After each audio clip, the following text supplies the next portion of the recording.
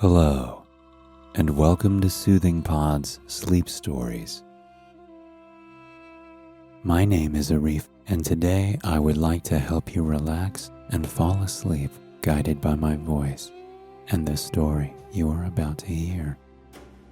Tonight, we take a journey into the non-fictional realm, recalling one of history's greatest love stories, yet also one of its most tragic.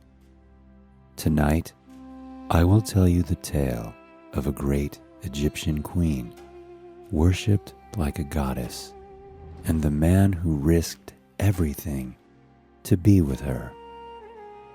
You have probably heard the story before, how two of the most powerful people in the world chose to love together and eventually died moments apart. Indeed, their story has been told and retold 1,000 times. But it is always fascinating to hear again. Before we begin, let's settle into our beds and try to relax, freeing our mind of other busy thoughts of the day. Take a couple of deep breaths, a pause for a few seconds. If you have a lot going on in your head or feelings on your heart, accept that this is normal and give yourself permission to simply rest and enjoy a bedtime story. Tonight, we look back on Cleopatra and Mark Antony, remembering that love is both powerful and poisonous. And yet, those who are seduced by the power of love hardly wish to be released from its spell. The story of Cleopatra and Mark Antony took place around 41 BC, when Cleopatra was supreme ruler of Egypt.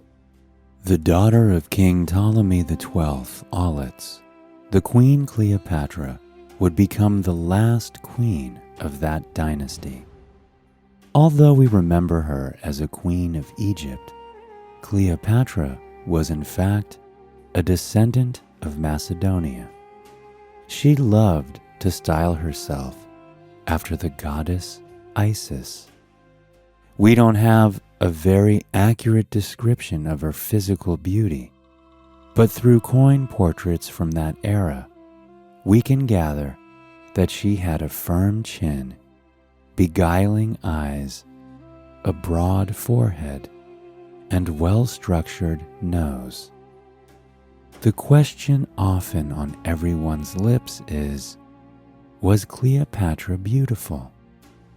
The historian Plutarch wrote this: "For her beauty, as we are told, was in itself not altogether incomparable, nor such as to strike those who saw her, but converse with her had an irresistible charm, and her presence, combined with the persuasiveness of her discourse and the character which was somehow diffused about her behavior towards others, had something stimulating about it. There was sweetness also in the tones of her voice, and her tongue, like an instrument of many strings. She could readily turn to whatever language she pleased. So, it seems that it was her practiced charms and regal presence that seduced the many men and women who encountered her. Listen again to the description of Cleopatra, particularly this line: "There was sweetness also in the tones of her voice, and her tongue, like an instrument of many strings. She could readily turn to whatever language she pleased. From this, we can gather that the seductive queen used her voice to attract, and was also multilingual. Apparently, Egyptian was not her mother tongue, but she made an effort to learn it. When her father Ptolemy XII died in 51 BCE, it was her brother who ascended the throne.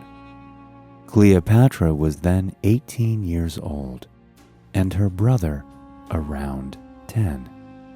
And yes, the brother and sister were married to each other. Although in ancient Egyptian tradition, this would have not raised any eyebrows. It was customary, as was the passing on the power of the kingdom from the father to his children. Being older than her brother, Cleopatra was the dominant ruler. When Cleopatra realized that the only way to sustain her power was to join forces with Rome, she proceeded to seduce Caesar. She needed his support, but first had to convince him to fall in love with her, and then have him under her spell. And so she proceeded to work her charms, putting on lavish displays for him and catering to his every need. Perhaps one of the most famous stories told was of their first meeting. Cleopatra sent Caesar a curious gift, an elaborate rug. But when it is rolled out in front of him, what appears in the rug but the queen herself? After Caesar's assassination, the politician and soldier Mark Antony was made leader of the Roman Empire's territories in the east. It was written that Antony was broad-shouldered, bull-necked, ridiculously handsome, with a thick head of curls and aquiline features. Mark Antony was at first just a staff officer in the service of Julius Caesar in Gaul. His skill and military prowess helped the Roman Empire take control of this province. After his success in Gaul, Antony was appointed tribune, a task that required him to serve the people and represent their interests to Caesar. He was popular, and so a good choice for this position. At the same time, Caesar was being challenged by members of the Roman Senate, but Mark Antony helped him to win public support. Now, Cleopatra could have chosen any other man or any other ruler, but she had to have Mark Antony. Indeed, they had already met 10 years earlier, but then Cleopatra was still a girl and inexperienced, as described by the Greek writer Plutarch. At that time, she was the young mistress of Caesar, with whom she had borne a son. In 41 BC, Antony was staying in Tarsus, a beautiful city on the coast of Turkey, when he asked Cleopatra to come to him. Cleopatra knew two important things that gave her power to control this important meeting. One, that Rome had political interest in her riches, and two, that Antony loved spectacles. And so she put on a splendid show that left him in awe and craving more. This first entrance into Tarsus would be a crucial moment, and she had to make it spectacular. In her book, Cleopatra, A Life, the writer Stacy Schiff describes the queen's memorable entrance. She reclined beneath a gold-spangled canopy, dressed as Venus in a painting, while beautiful young boys, like painted cupids, stood at her sides and fanned her. Her fairest maids were likewise dressed as sea nymphs and graces, some steering at the rudder, some working at the ropes. Wondrous odors from countless incense offerings diffused themselves along the riverbanks. The pomp and display worked like a charm. Mark Antony, from this moment, was in love. Or was it simply lust at this point? Cleopatra, however, had only just begun her seduction. What followed were parties after parties in honor of Mark Antony and Rome. She enjoyed flaunting her jewels and riches. She drank and feasted with Mark Antony, who tried on his part to compete with her splendor and elegance. He also supposedly threw his own parties to honor her, but they were never quite as fancy as the queen's. The elegant displays and pageantry had their way with the queen's object of desire. Although the two rulers were genuinely, physically, and emotionally attracted to each other, their bond also had a political angle. Antony needed Cleopatra's riches to support and fund his military campaigns in the East. Cleopatra needed a stake in his power, his protection, and to secure the position of her son by Caesar. The powerful rulers had a playful relationship and often behaved like teenagers, even forming a group or society of drinking buddies. Their audiences during the parties in honor of the god Dionysius. And their parties were legendary. One story, written by the Roman chronicler Pliny the Elder, recalls the extravagant details. She ordered the second course to be served.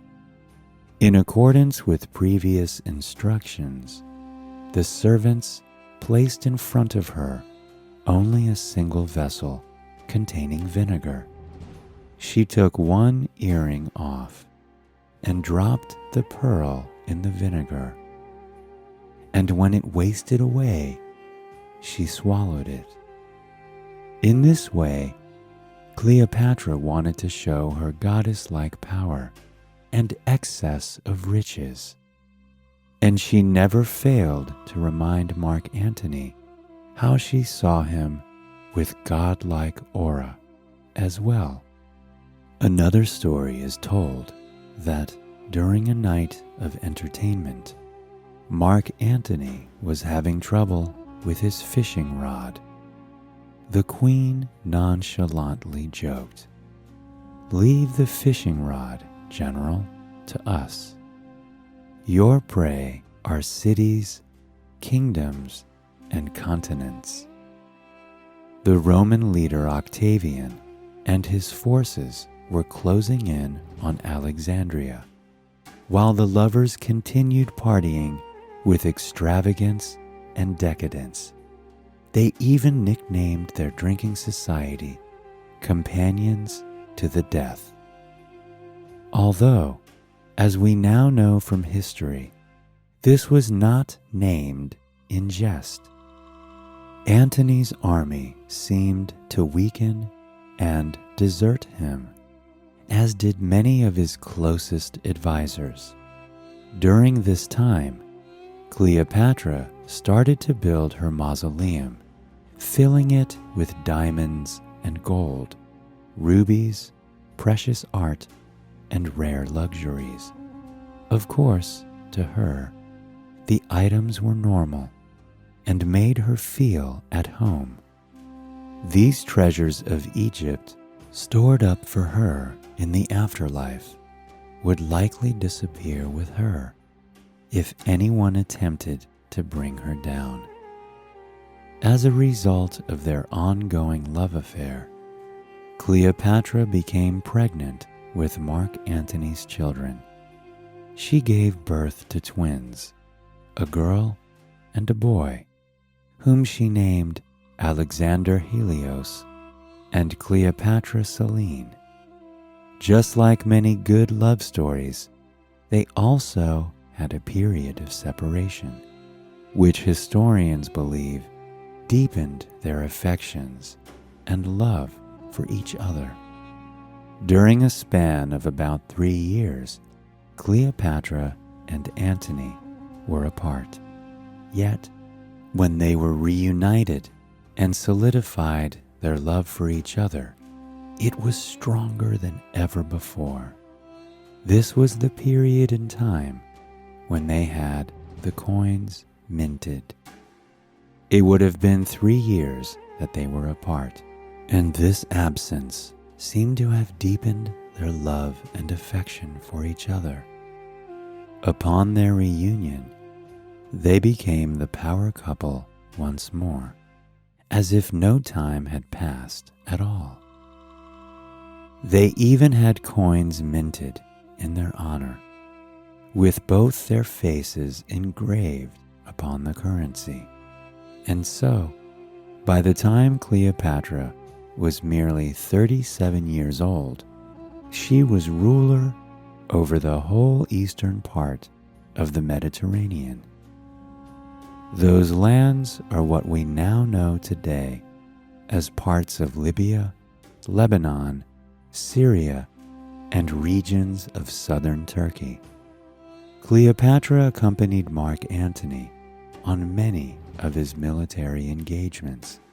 Many historians believe that it was possible Antony was distracted by his beautiful queen, and that this led to a weakening of his military prowess.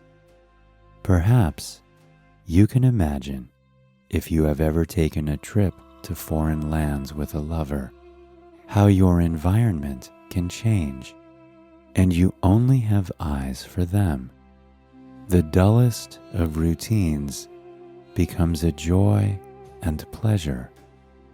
Work feels like play, and even the harshest of weather can become the setting for unforgettable memories. So it must have been for the two lovers. Yet, in the eyes of the rest of the world, Antony's powers were fading. As Plutarch wrote, so eager was he to spend the winter with her, that he began the war before the proper time and managed everything confusedly. He was not master of his own faculties, but, as if he were under the influence of certain drugs or of magic rites, was ever looking eagerly towards her and thinking more of his speedy return than of conquering the enemy. For a while, it appeared that her seduction was having a weakening effect on Antony, and it could have very well been so. But in 34 BC, he triumphed over the kingdom of Armenia, enslaving the royal family.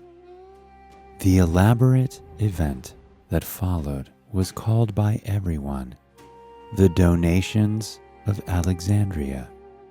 2 huge golden thrones were erected, and both Cleopatra and Antony took their places on each. Cleopatra was decked in dazzling robes, a fringed and pleated dress that flowed all the way to the ground to resemble the goddess Isis.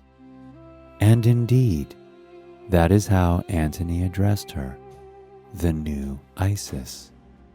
With a crown on her head, she joined Antony, who was also dressed as a god, complete with a golden embroidered gown. The children of Cleopatra, now 4 in total, sat at their feet on mini thrones. The crowds of Alexandria gathered to witness this spectacle, and there, in front of the multitudes, Antony declared the lands all of their lands. They, as god and goddess, would rule with might, pomp, and power. He announced that the lands would be distributed between him and the children he had borne with Cleopatra. By parading their regalia and glory along with their children, they were flaunting their disobedience to the Roman tradition.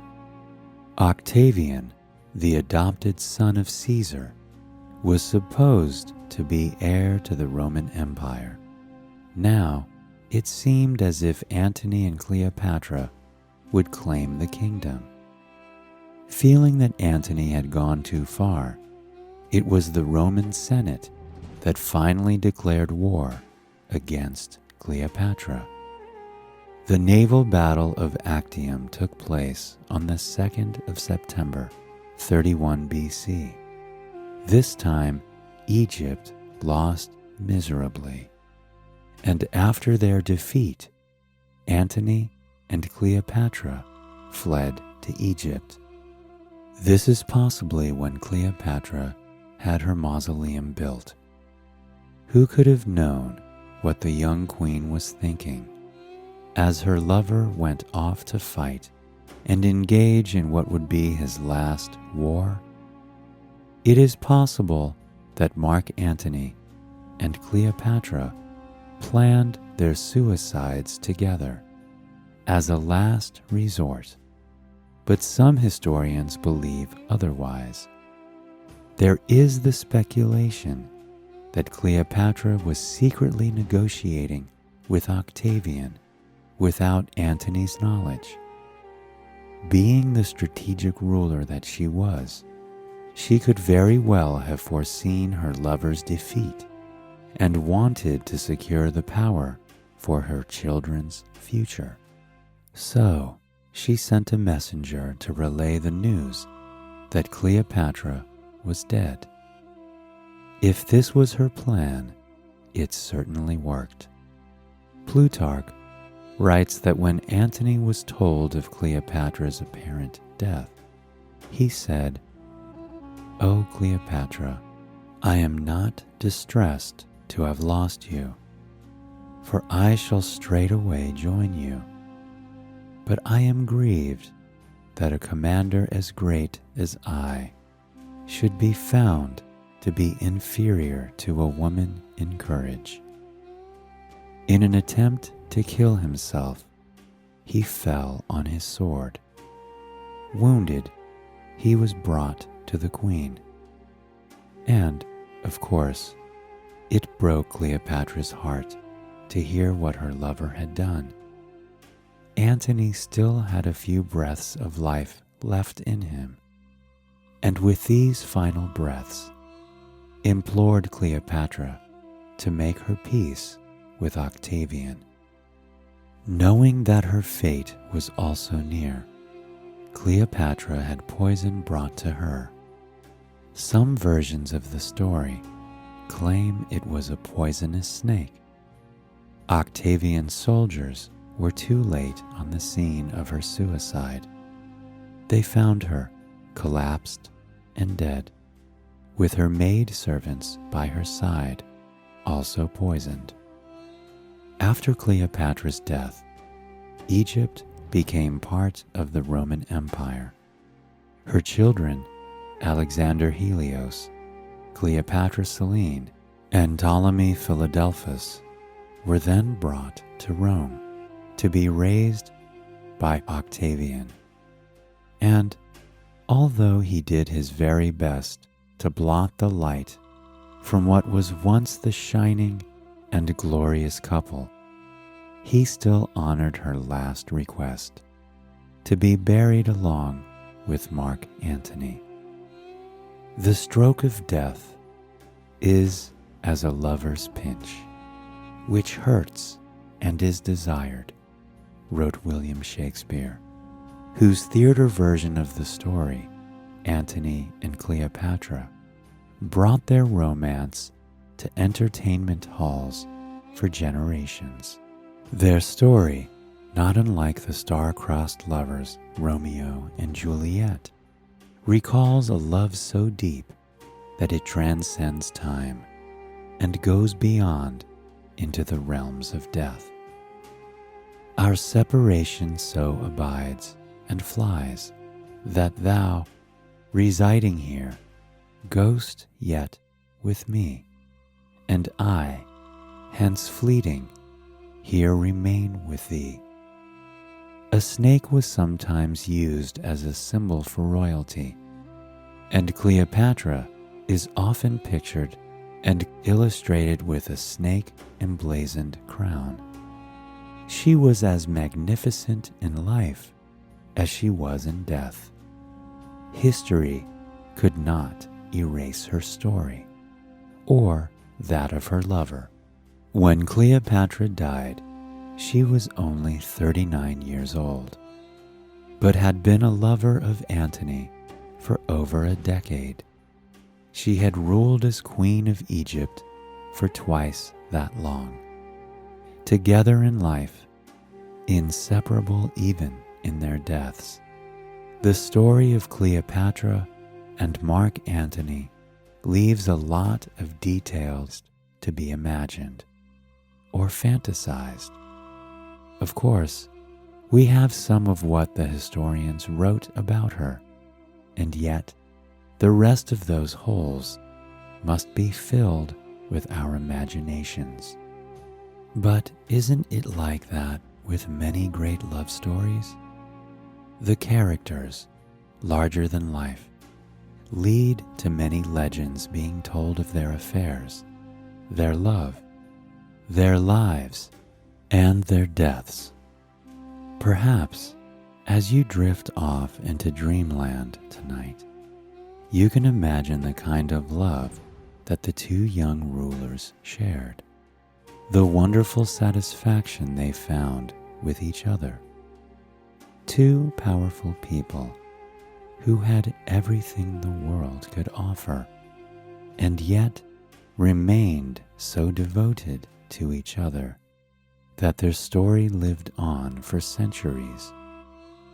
I wish you sweet dreams tonight as you sleep, thinking of all the great love stories that have been told, and how your own life may play out when the time is right, and when you find the love you are wishing for, and hopefully with a happier ending.